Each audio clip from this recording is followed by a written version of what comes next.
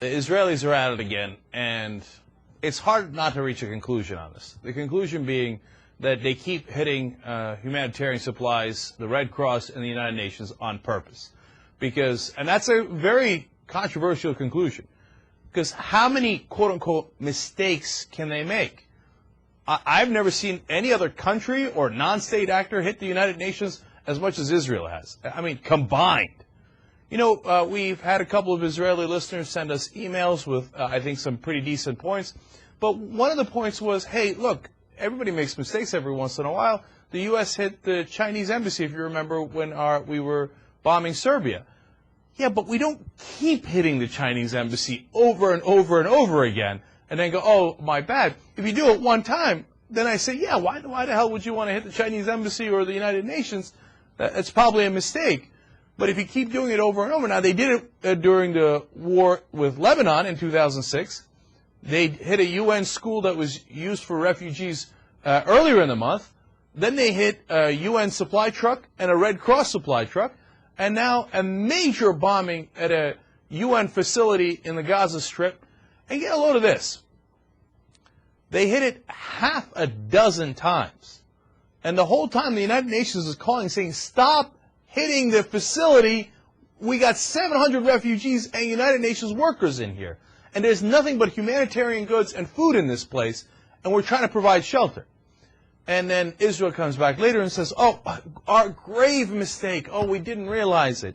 Oh, the last time you had it coming because there was somebody in the area. And this time we think there was somebody in the area too. But we went and hit it anyway. And by the way, if you think that wasn't bad enough, they hit it with white phosphorus. Now, when I saw that, even though I've been seeing what's happening in the Gaza Strip, yet again I was incredulous. I was like, no, they didn't hit it 6 times and they didn't hit it with white phosphorus. That's crazy. Bombing a UN facility with refugees in it and lighting it on fire with white phosphorus. That's nuts, right? Well, there's a report from, who is it, BBC here that we're going to see? Or Sky News. I believe it might be Sky News. That absolutely confirms. So let's watch. Compound in Gaza with what witnesses say were shells of white phosphorus, the most controversial weapon of this war. We need the shelling to stop. That's what we need. The shelling is inside the compound. Israel claims Hamas was firing from the compound, but the UN has dismissed that as nonsense and says its staff repeatedly warned the Israeli military that 700 civilians were sheltering there. Most escaped unhurt, but tons of food and medicine went up in flames. Our forces have clear instructions not to interfere with the UN's neutrality, on the contrary, to facilitate their important humanitarian mission. Please. Hamas has a track record, a documented track record, of abusing UN neutrality and of abusing UN positions, using them as human shields. Secretary General. The timing could barely be worse for Israel. The UN Secretary General arrived to press for a ceasefire, just as his staff in Gaza were coming under fire. I conveyed my strong protest and outreach to the Defense Minister and the Foreign Minister and demanded a full explanation. Defense Minister Barak said to me it was a grave mistake and he took it very seriously. It wasn't the only military mistake of the day. Journalists were hit in a building that the Israeli forces know houses the local media. And in the hospitals, there was the now grimly familiar parade of bloodshed and suffering. More children among the casualties of the latest attacks. Israel is escalating its offensive in Gaza, heading deeper into the crowded urban areas in what seems to be a final push. A military victory over Hamas is certain, but Israel could emerge from this with its image battered, leaving a devastated Gaza behind. Now, later in the day, the Israelis also hit a hospital in the Gaza Strip, and I believe it was called the Quds Hospital. And now over 1,100 dead in the Gaza Strip, including nearly 300 children. That total might have increased already over the last day. and over 400, nearly 500 civilians. Now that total keeps changing, keeps moving up every single day of the assault. And as you saw there, the Israeli spokespeople say, oh, we never intend to hit civilians. We keep hitting a lot of them, but we never intended. And who could have known that we fire white phosphorus in the middle of a city and it winds up burning people? Oh, couldn't have imagined that. But Hamas always targets the UN. Really?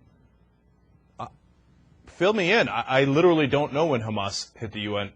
The UN is all over the Gaza Strip. If Hamas wanted to hit it, they could hit it any day, all day. They're standing right next to it. The UN is trying to help the civilians there.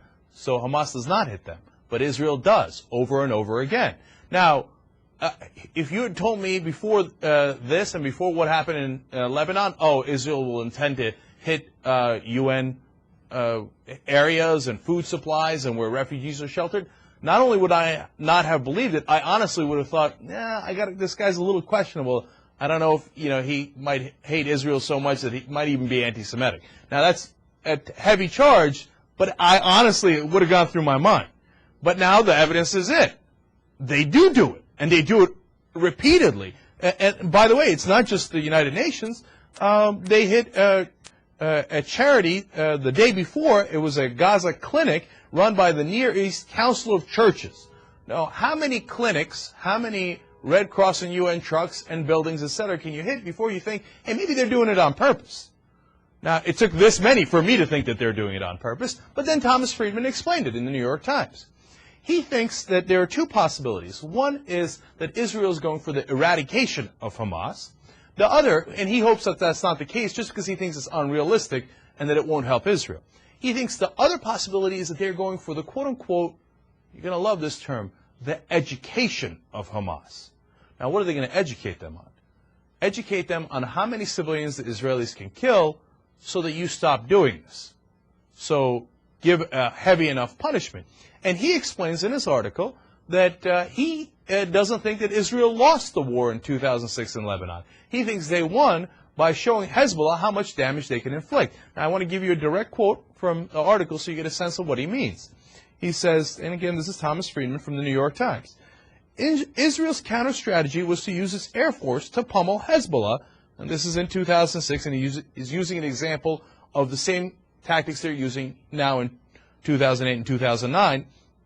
And while not directly targeting the Lebanese civilians with whom Hezbollah was intertwined, to inflict substantial property damage and collateral casualties on Lebanon at large.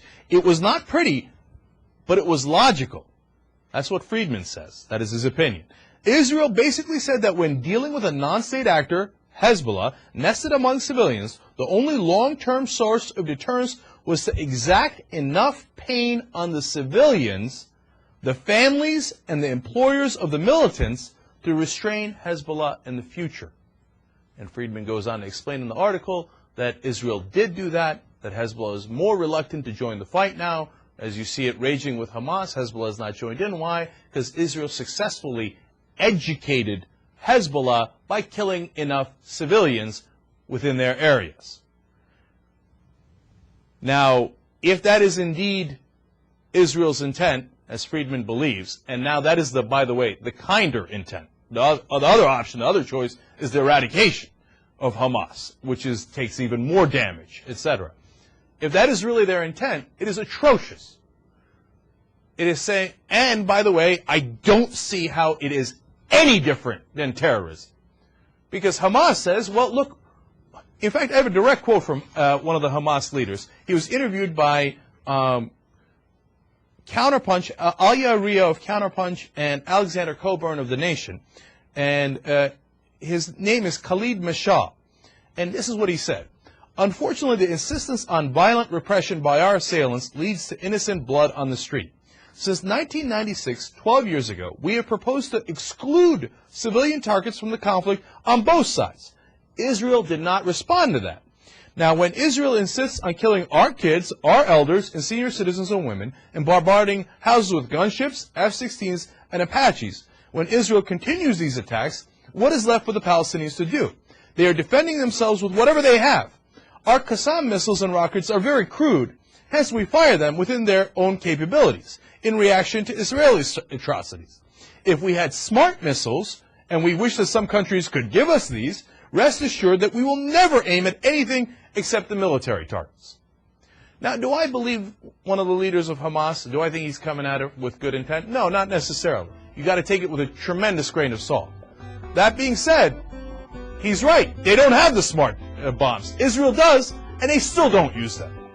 Or they happen to accidentally hit a lot of targets. Young Turks.